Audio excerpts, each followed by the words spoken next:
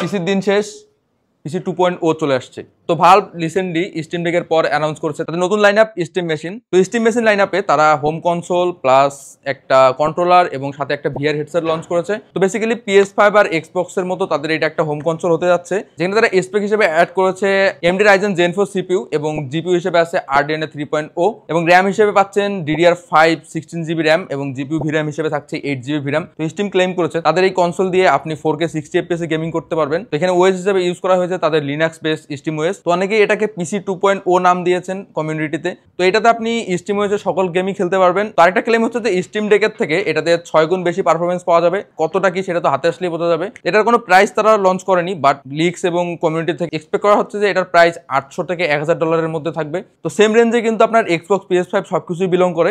কোনটার পারফরমেন্স কেমন হবে সেটা স্টিম মেশিন লঞ্চ হলেই বোঝা যাবে। তো লঞ্চিং ডেট হিসেবে এক্সপেক্ট করা হচ্ছে যে স্প্রিং 2026 এ লঞ্চ হবে। ততদিন পর্যন্ত এটার কোনো কিছুই বলা যাচ্ছে না। তো স্পেক দেখেই শান্ত থাকুন। লঞ্চ করার পর হাতে আসলে বা টেস্টিং থেকে বোঝা যাবে এর পারফরমেন্স কোথায় বিলং করতেছে আর বাকিদের সাথে কেমন কম্পিট করতেছে মার্কেটে।